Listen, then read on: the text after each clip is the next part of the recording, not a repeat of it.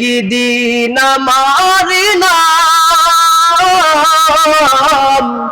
মসজিদে হবে এলান, একদিন আমার নাম মসজিদে হবে এলান। তৈরি থেকো তৈরি রেখো কবরের মান সামান, একই দিন আমার নাম মসজিদে হবে এলান। আল্লাহর ওলি বড় জান্নাতওয়ালা মানুষ, বড় বুজুর্গ মানুষ, তিনার জীবনে নামাজ কাজা হয় নাই, ফরজ নামাজ তো কাজা হয় নাই, সুন্নাত নামাজও কাজা হয় নাই, সুন্নাত নামাজ তো কাজা হয় নাই, নফল কাজা হয় নাই, নফল তো কাজা হয় নাই, আওয়াবিনও কাজা হয় নাই, ইশরাকও কাজা হয় নাই, তাহাজ্জুদও কাজা হয় নাই, কোন নামাজ কাজা হয় নাই। আল্লাহর ওলি প্রতিদিন নফল রোজা থাকে, ইবাদত করে, আল্লাহর ইবাদত করে। একদিন অহংকার নিয়ে আল্লাহর বান্দা বিছানার মধ্যে ঘুমাইয়া পড়ছে,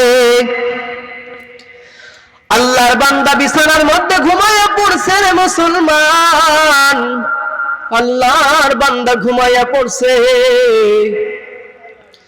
আল্লাহর বান্দা যখন দোয়া পড়ে বিছানার মধ্যে ঘুমাইয়া পড়ছে, আল্লাহর বান্দা ঘুমাইয়া গেছে গভীর ঘুম, গভীর ঘুম, গভীর ঘুম, গভীর রাত। আল্লাহর বান্দা হঠাৎ করে স্বপ্নে দেখে মালাকাল মাউত, মৃত্যুর ফেরেশতা আজরাইল তার সামনে হাজির হয়ে গেছে। মালাকাল মাউত আজরাইল ফেরেশতা স্বপ্নে দেখে তার সামনে হাজির হয়ে গেছে। আল্লাহর ওলি স্বপ্নে দেখে আজরাইল তার সামনে হাজির হয়ে গেছে। আজরাইল ডাক দিয়ে বলে, ও আল্লাহর ওলি,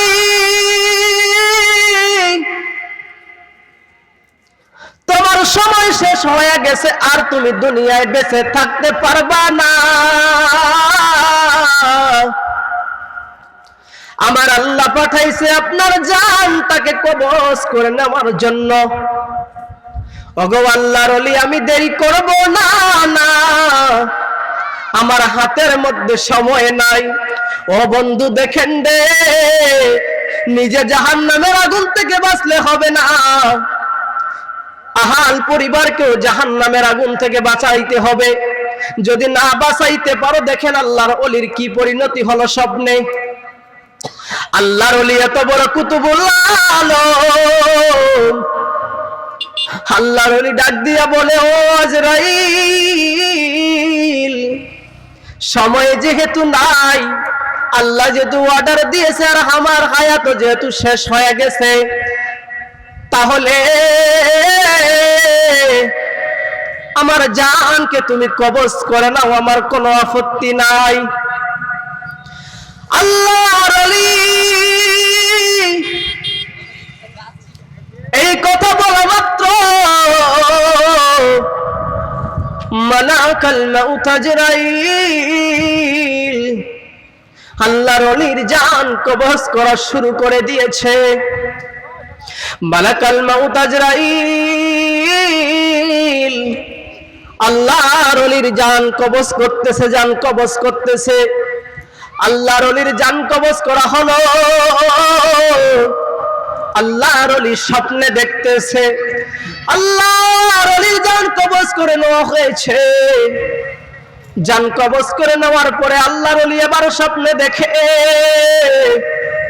তার জন্য পরের দিন সকালবেলা মসজিদের মাইকে এলান করে দেয়,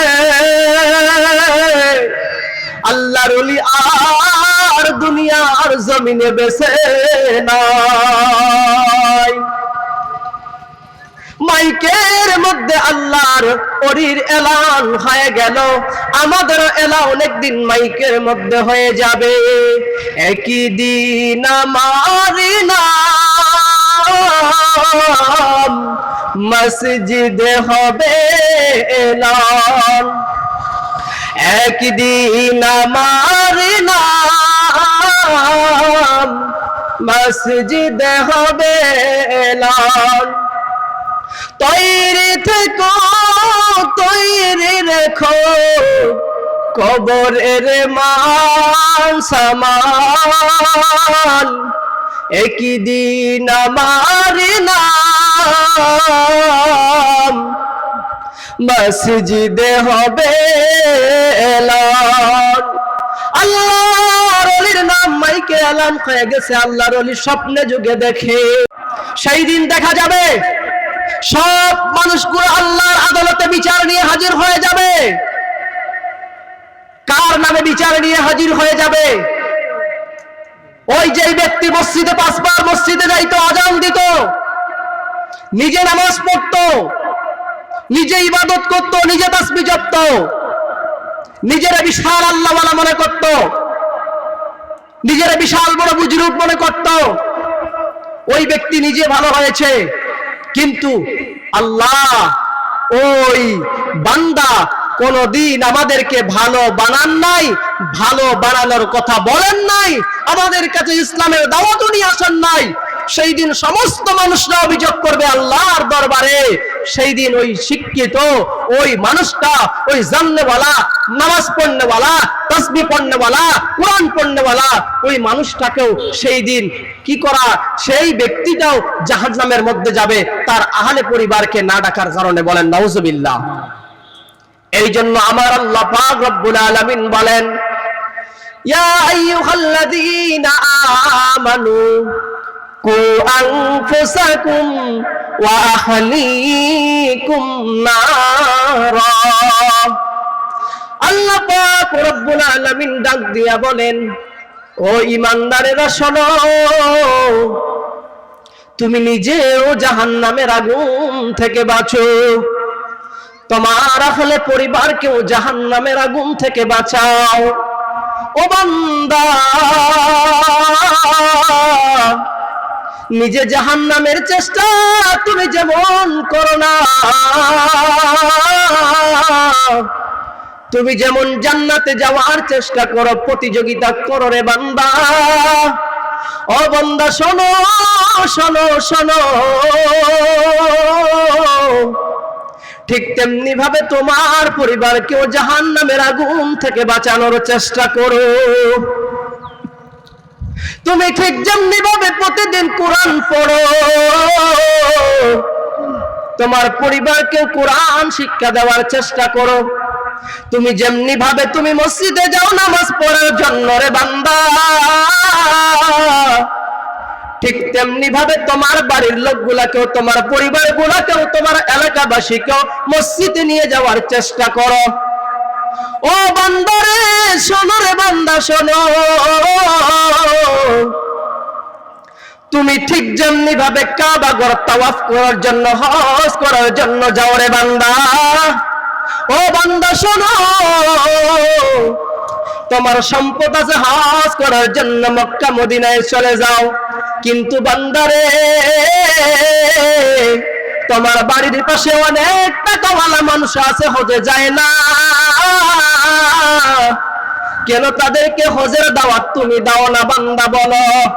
ও বান্দা, তুমি যেমন জান্নাতে যাওয়ার আশায়, তুমি যেমন জান্নাতে যাওয়ার আশায় হজে দৌড়াও, নবীর রওজা জিয়ারত করার জন্য দৌড়াও রে বান্দা, ঠিক তেমনি ভাবে রে বান্দা তাদেরকেও হজে যাওয়ার জন্য বলো। ও বান্দা, তুমি ঠিক যেইটা করবা, তোমার আহলে পরিবারকেও সেইটাই তুমি বলবা। কেন তুমি বলবা রে বান্দা? কারণ তোমাকেও জাহান্নামের আগুন থেকে বাঁচতে হবে রে বান্দা, তোমার আহলে পরিবারকেও জাহান্নামের আগুনতে বাঁচতে হবে। কারণ জাহান্নামের আগুন এত ভয়ঙ্কর, জাহান্নামের আগুন এত কঠিন রে বন্ধু। একজন বেনামাজির কবরে যে মানুষটা জাহান্নাম থেকে বাঁচার জন্য চেষ্টা করে নাই, ইবাদত করে নাই, বندگی করে নাই, গুনাহ নিয়ে যখন ওই বান্দা কবরে চলে যাবে, ওই বান্দার কবরে একটা নয়, দুইটা নয়, 99টা সাপ কবরের মধ্যে ছেড়ে দিবে। এই 99টা সাপ কবরের মধ্যে ছেড়ে দিবে, আর এই 99টা সাপ বুকের মধ্যে দংশন করবে, সবল মারবে। যে মানুষটা জাহান্নাম থেকে বাঁচার জন্য দুনিয়ার মধ্যে কোনো আমল করে নাই, ওই মানুষটাকে এমন ভাবে সবল মারবে, সবল মারার সঙ্গে সঙ্গে 70 গজ মাটির নিচে ঢুকে যাবে। এই পরিমাণ শাস্তি বেনামাজিদেরকে দেওয়া হবে। যারা জাহান্নাম থেকে বাঁচার জন্য চেষ্টা করে না, এই পরিমাণ শাস্তি তাদেরকে দেওয়া হবে।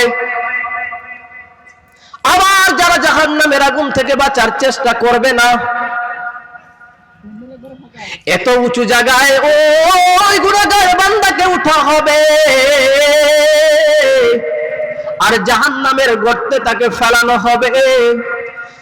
উপর থেকে ফেরেশতারা ফালাইয়া দিবে ওই গুনাহগার বান্দাকে জাহান্নামের আগুনে। পড়তে পড়তে 70,000 বছর লেগে যাবে, তারপরও মাটিতে পড়বে না। এত উঁচু থেকে গুনাহগার বান্দাটাকে ফেলানো হবে। এর মুসলমান, এই জন্য নিজে জাহান্নামের আগুন থেকে বাঁচব না, নিজে জাহান্নামের আগুন থেকে বাঁচার চেষ্টা করব না, আমার হাল পরিবারকেও একটু জাহান্নামের আগুন থেকে বাঁচানোর চেষ্টা করতে হবে। আজকে সমাজে দেখা যায় অধিকাংশ মানুষ, অনেক মানুষ দেখা যায় নামাজি মসজিদে যায়, ওই মানুষটা নামাজে যায়, নামাজে যায়, নামাজে যায়, আর যাইতে যাইতে বলে অমুক ব্যক্তি নামাজ পড়ে না, আমি নামাজে যাই, আমি কত ভালো, ও ভালো না। আমি মসজিদে যাই, আজান দেই, ইমামতিও করি, ওই ব্যক্তিগুলো যায় না। না না, এইটা ভাবার কোনো অপশন নাই, কোনো সুযোগ নাই।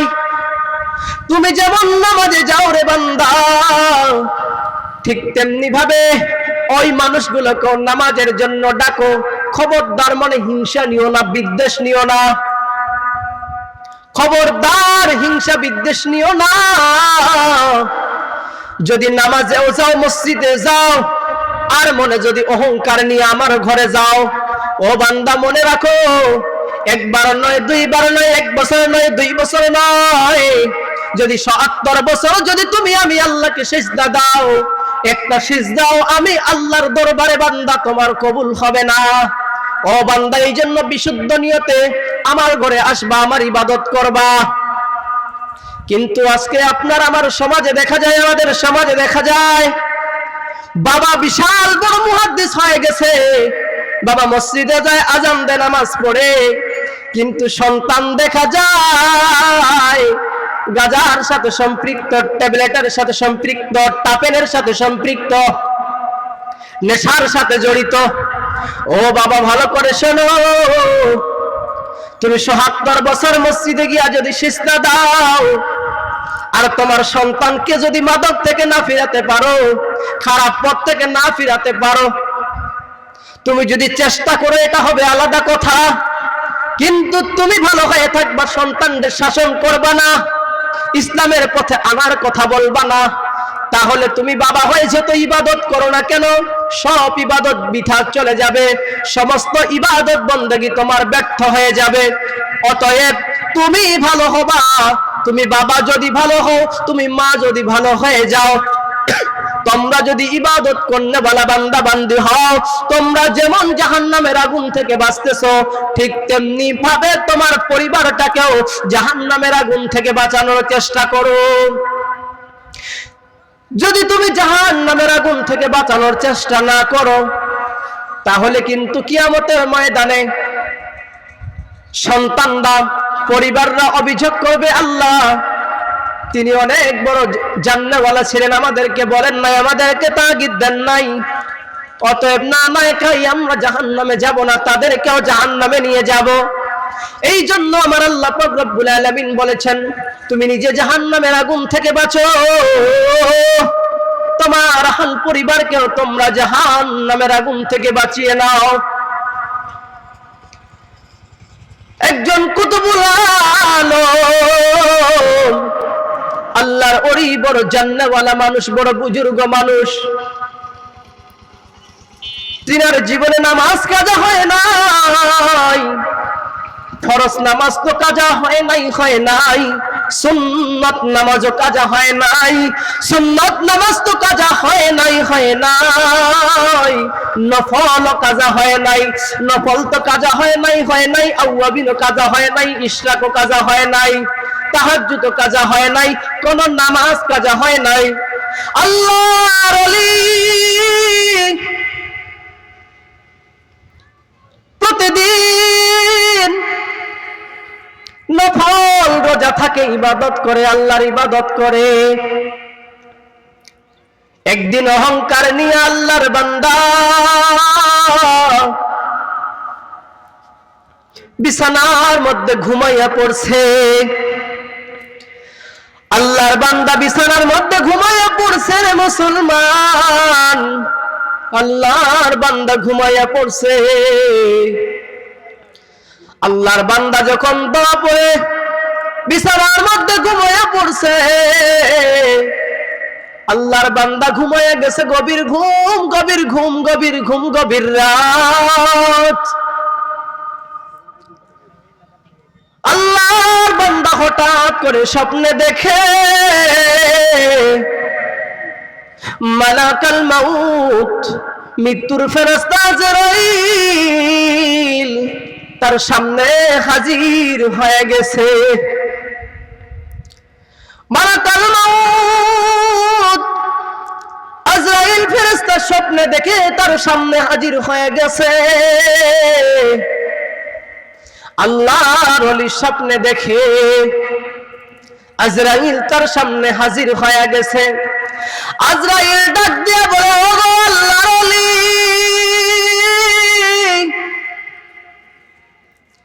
তোমার সময় শেষ হয়ে গেছে, আর তুমি দুনিয়ায় বেঁচে থাকতে পারবা না। আমার আল্লাহ পাঠাইছে আপনার জানটাকে কবজ করে নেওয়ার জন্য। ওগো আল্লাহর ওলি, আমি দেরি করব না, আমার হাতের মধ্যে সময় নাই। ও বন্ধু দেখেন দে, নিজে জাহান্নামের আগুন থেকে বাঁচলে হবে না, আহাল পরিবারকেও জাহান্নামের আগুন থেকে বাঁচাইতে হবে। যদি না বাঁচাইতে পারো, দেখেন আল্লাহর ওলির কি পরিণতি হলো স্বপ্নে। আল্লাহর ওলি এত বড় কুতুবুল আলম, আল্লাহর ওলি ডাক দিয়া বলে, ও আজরাইল,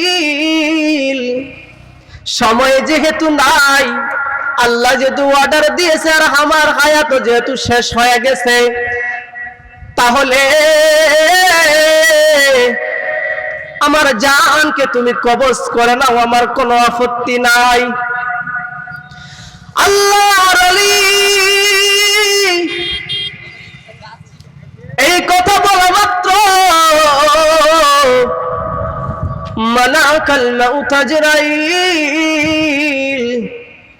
আল্লাহর ওলির জান কবজ করা শুরু করে দিয়েছে। মালাকাল মাউত আজরাইল আল্লাহর ওলির জান কবজ করতেছে, জান কবজ করতেছে। আল্লাহর ওলির জান কবজ করা হলো। আল্লাহর ওলি স্বপ্নে দেখতেছে আল্লাহর ওলির জান কবজ করে নেওয়া হয়েছে।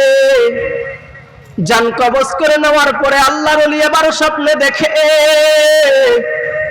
তার জন্য পরের দিন সকালবেলা মসজিদের মাইকে এলান করে দেয়, আল্লাহর ওলি আর আর দুনিয়ার জমিনে বেঁচে নাই। মাইকের মধ্যে আল্লাহর ওলির এলান হয়ে গেল, আমাদের এলান একদিন মাইকের মধ্যে হয়ে যাবে। একই দিন আমার নাম মসজিদে হবে এলান, একদিন আমার নাম মসজিদে হবে এলান। তৈরি থেকো, তৈরি রেখো কবরের মান সামান, একই দিন আমার নাম মসজিদে হবে এলান। আল্লাহর ওলির নাম মাইকে এলান হয়ে গেছে। আল্লাহর ওলি স্বপ্নে যুগে দেখে, আল্লাহর ওলি স্বপ্নে যুগে দেখে আল্লাহর ওলিকে গোসল করার জন্য বরের পাতা রেডি করা হয়েছে। বরের পাতার গরম পানি, গোসলের জন্য পানি গরম করা হয়েছে, খাটুলি রেডি করা হয়েছে, সাবান আনা হয়েছে, বাঁশ কাটা হয়েছে। আল্লাহর ওলিকে গোসল দিবে। আল্লাহর ওলি স্বপ্নে যুগে দেখে, আল্লাহর ওলিকে গোসল দিয়ে দিল। আল্লাহর ওলিকে গোসল কমপ্লিট করা হলো। আল্লাহর ওলি স্বপ্নে দেখে, আল্লাহর ওলি এইবার দেখতে তো তার গোসল করা যখন কমপ্লিট হয়ে গেল, এরপরে আল্লাহর ওলিকে কাফনের কাপড় নিয়ে আসা হয়েছে, কাফনের কাপড় পরার জন্য। আল্লাহর ওলিকে এইবার কাফনের কাপড় পরানো হইতেছে, কাফনের কাপড় পরানো হইতেছে। আল্লাহর ওলি স্বপ্নে দেখে, আল্লাহর ওলি কাফনের কাপড় পরা সম্পূর্ণ হয়ে গেল, স্বপ্নে দেখতেছে। আল্লাহর ওলিকে এইবার চারজনে ধরে খাটিয়ার মধ্যে তুলে তুলে তুলে তুলে জানাজার মাঠে নিয়ে যাচ্ছে, জানাজা পড়ার জন্য। আল্লাহর ওলিকে জানাজার মাঠে নিয়ে যাওয়া হলো। আল্লাহর ওলিকে জানাজার মাঠে নিয়ে গিয়া জানাজা নামাজ কমপ্লিট করলো। জানাজা নামাজ কমপ্লিট করার পরে আল্লাহর ওলি স্বপ্নে দেখতেছে আল্লাহর ওলিকে কবরের মধ্যে নামানো হইতেছে। আল্লাহর ওলিকে কবরে নামানো হইল, তিনজন মিলে কবরে আল্লাহর ওলিকে নামাইলো। আল্লাহর ওলিকে কবরে নামানোর পরে, আল্লাহর ওলিকে কবরে নামানোর পরে আল্লাহর ওলির কবর থেকে তিনজন মানুষ লাফ দিয়ে দিয়ে উঠতে লাগলো। তিনজন ব্যক্তি উঠে গেল। আল্লাহর ওলি স্বপ্নে দেখে আল্লাহর ওলিকে কবরে রেখে এরপরে বাঁশ দেওয়া শুরু করলো। বাঁশ দেওয়ার পরে আল্লাহর ওলিকে মাটি দিয়ে দিল। আল্লাহর ওলিকে যখন মাটি দিয়েছে রে বন্ধু,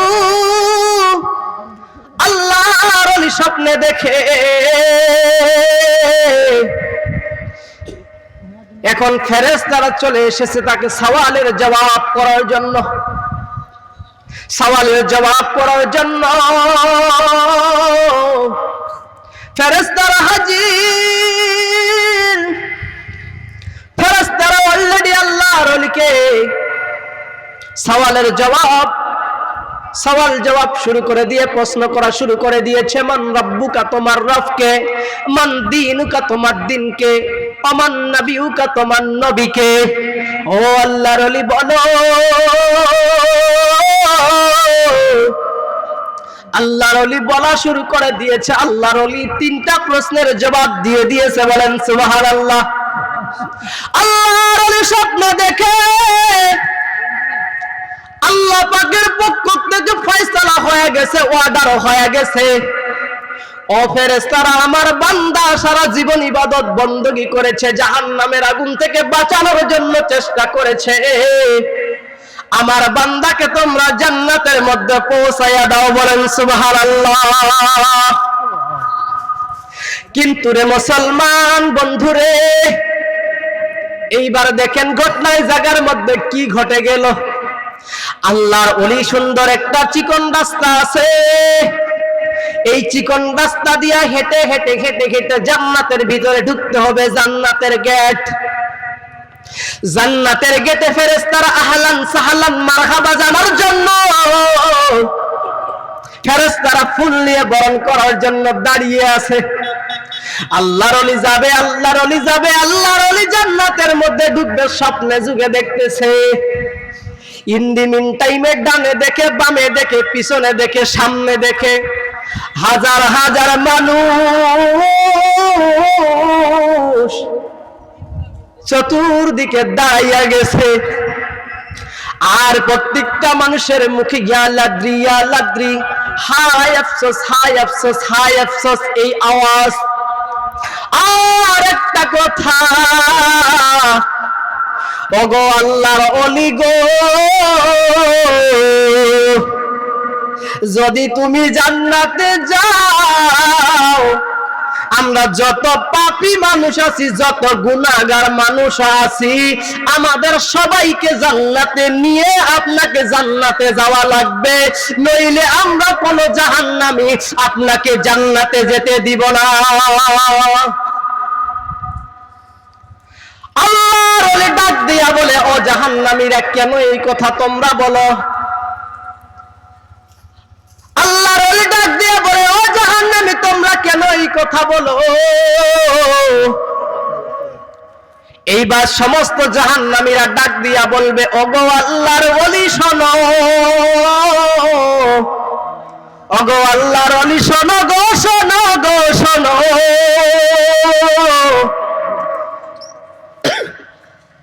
তুমি যে দুনিয়ার মধ্যে মসজিদে যাইতা নামাজ পড়ার জন্য, তুমি যে ইবাদত করতে, রাতে উঠে তাহাজ্জুদ পড়তে, আল্লাহকে ভয় করে, রাসূলকে ভয় করে, জাহান্নামকে ভয় করে, তুমি অনেক ইবাদত দুনিয়ার মধ্যে করেছো গো আল্লাহর ওলি, তুমি নিজে জাহান্নাম থেকে বাঁচানোর চেষ্টা করেছো গো আল্লাহর ওলি, কিন্তু ওলি গো বলো বলো বলো, আমাদেরকে একটু একবার তুমি জাহান্নামের আগুন থেকে বাঁচানোর চেষ্টা করেছো, এটা করলে তুমি জাহান্নামে যাবে। আল্লাহর ওলি বড় বিপদে পড়ে গেছে। হায় হায় হায় আফসোস, হায় মুসিবত, আমি এখন কি করব? সত্যি তো আমি নিজে বড় ইমানদার ছিলাম, নিজে বড় বুজুর্গ ছিলাম, নিজে এতে বড় ইবাদত করেছি, কিন্তু আমার আহাল পরিবারকেও তো আমি নামাজের কথা বলি নাই, আমার আহালে পরিবারকে তো আমি জাহান্নামের আগুন থেকে বাঁচানোর চেষ্টা করি নাই, অথচ আমি নিজে মসজিদে গেছি, হজ করেছি, তাবলীগ জামাতে গেছি, সব ময়দানে গেছি, কিন্তু আমি আমার পরিবারকে, আমার হাল পরিবারকে বাঁচানোর চেষ্টা আমি করি নাই। আজকে তো আমার কঠিন পরিণতি হয়ে গেল, এখন আমি কেমনে জান্নাতে যাব? আল্লাহর ওলি স্বপ্নে যুগে দেখতেছে,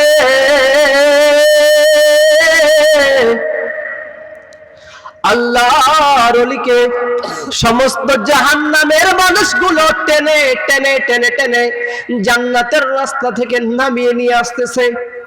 আল্লাহর ওলিকে জাহান্নামের দিকে টেনে নিয়ে আসতেছে। আল্লাহর ওলি একাই বুজুর্গ মানুষ, একাই আমল করনেওয়ালা মানুষ, কিন্তু হাজার হাজার মানুষ জাহান্নামী। একজন মানুষ কেমনে পড়বে এতগুলো মানুষের সাথে? মুসলমান বন্ধুরা গভীর মনোযোগ। এইবার আল্লাহর ওলিকে যখন জাহান্নামের ময়দানে টেনে টেনে জাহান্নামের আগুনে নামাবে, আল্লাহর ওলির চক্ষু খুলে গেছে, আল্লাহর ওলির স্বপ্ন ভেঙে গেছে। আল্লাহর ওলি স্বপ্নে ভেঙে যাওয়ার পরে আল্লাহর ওলি উঠে কান্না শুরু করে দিয়েছে। ওগো মালিক গো, আল্লাহ গো, এতদিন নিজে ভালো হওয়ার জন্য আমি মসজিদে গেছি, নিজে জাহান্নামের আগুন থেকে বাঁচার জন্য ইবাদত করেছি গো আল্লাহ। আর একাই নিজে ভালো হব না, এখন থেকে আল্লাহ গো আমার পরিবারকেও আমি ভালো বানার জন্য, ইমানদার বানানোর জন্য, আমার গ্রামকে ভালো বানানোর জন্য আমি কাজে লেগে যাব, মাঠে নেমে যাব। বলেন সুবহানাল্লাহ। ও আল্লাহর ওলি সেই দিন থেকে নিজে শুধু জাহান্নামের আগুন থেকে বাঁচানোর চেষ্টা করেন নাই, আহাল পরিবারকেও জাহান্নামের আগুন থেকে বাঁচানোর চেষ্টা শুরু করে দিয়েছে। বলেন সুবহানাল্লাহ। এই জন্য মুসলমান নিজে ভালো হলে বাপের বেটা না, নিজে ভালো হলে মানুষ আপনাকে বাহবা দিবে, যে না লোকটা মসজিদে যায় নামাজ পড়ে, না লোকটা হজ করতে যায়, না লোকটা তাবলিগ জামাতে যায়, না লোকটা চরমনার ময়দানে যায়, না লোকটা ইস্তেমার ময়দানে যায়, না লোকটা ধর্মীয় সব কাজে যায়। কিন্তু বন্ধু নিজে গেলে হবে না রে বন্ধু, নিজে গেলে হবে না, হবে না, হবে না। আহাল পরিবারকেও জাহান্নামের আগুন থেকে বাঁচা লাগবে। এরে মুসলমান বন্ধু তাকাইয়া দেখো, আজকের এই যে তাফসীরুল কোরআন মাহফিলটার আয়োজন করা হয়েছে কেন? কত জায়গায় তো গানের মঞ্চ তৈরি করা হয়, কিন্তু না এই জায়গায় গানের মঞ্চ তৈরি করা হয় নাই। এই জায়গার মধ্যে আলোচনা কোরআনের হবে, মানুষ কোরআনের কথাগুলো শ্রবণ করবে। এই কথাগুলোর উপরে মানুষ যদি আমল করতে পারে, মানুষরা জাহান্নামের আগুন থেকে বাঁচতে পারবে। এই জন্য বাংলাদেশে তাফসীর মাহফিল গুলো হয়। আরেক শ্রেণী আছে দেখেন, ওদের কাজ হলো দেখেন ঘর ছেড়ে, বাড়ি ছেড়ে, সংসার ছেড়ে। কত মানুষ দেখলাম সেই দিন চোখে একটা এক মানুষের সঙ্গে সাক্ষাৎ হলো, তিনার বাড়ি নাকি বরিশাল। বরিশাল থেকে আল্লাহর বান্দা 3 চিল্লার নিয়তে বের হয়ে এসেছে। ঘরের কোনো টেনশন নাই, বাড়ির কোনো চিন্তা নাই, সংসারের কোনো চিন্তা নাই, সব ছেড়ে দিয়ে 3 চিল্লা আল্লাহর রাহে বের হয়ে এসেছে।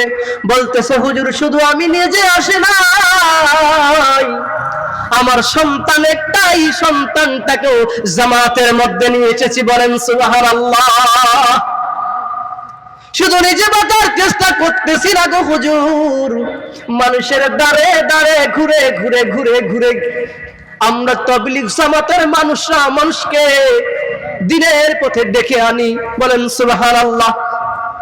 তাফসীর মাহফিলে বক্তারা মানুষকে ডেকে এনে মানুষ হেদায়েতের বয়ান দেয়।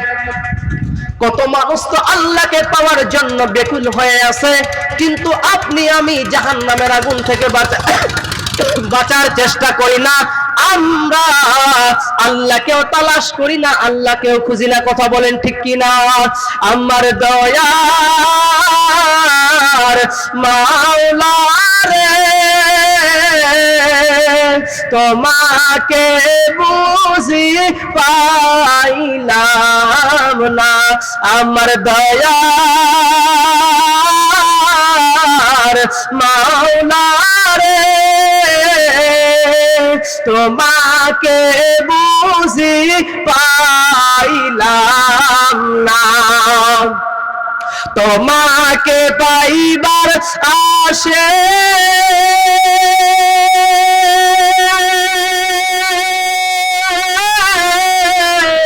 ঘুরি আমি দেশ বিদেশে, তবু তোমার দেখা পাইলাম না, আমার দয়ার মাওলা রে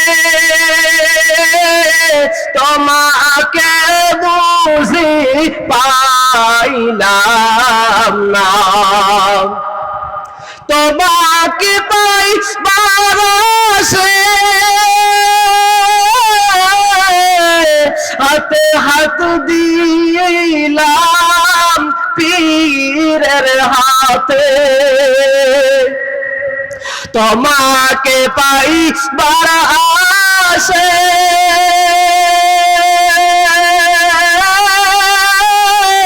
হাতে হাত দিলাম আলা জাহান্নামের হাতে।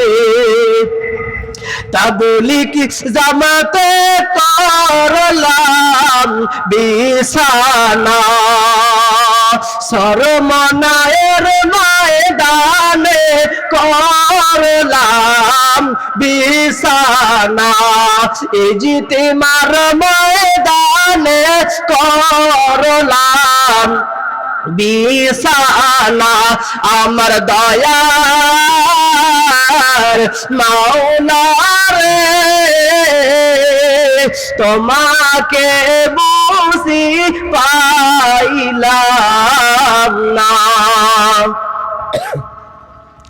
এই জন্য আমাদেরকে প্রিয় হাজরিন, আমাদেরকে কি করতে হবে? নিজেরা জাহান্নামের আগুন থেকে বাঁচবো এবং আমাদের আহাল পরিবারকে আমরা বাঁচানোর চেষ্টা করব তো ইনশাআল্লাহ? করব তো ইনশাআল্লাহ? কিন্তু আজকে আপনি আমি নিজে ভালো হওয়ার চেষ্টা করি আর বাকি মানুষরা জাহান্নামে যাক, এটাই আমাদের সমাজের আজকে বর্তমান অবস্থা, ঠিক কিনা বলেন? আজকে সমাজের অবস্থা আমাদের এরকমই হয়ে গেছে, আমাদের সমাজ আজকে এরকমই হয়ে গেছে। কারণ এমন একটা জামানায় চলে এসেছি, এমন একটা জামানায় চলে এসেছি যে জামানাটা হলো মোবাইল কম্পিউটারের জামানা, ঠিক কিনা বলেন?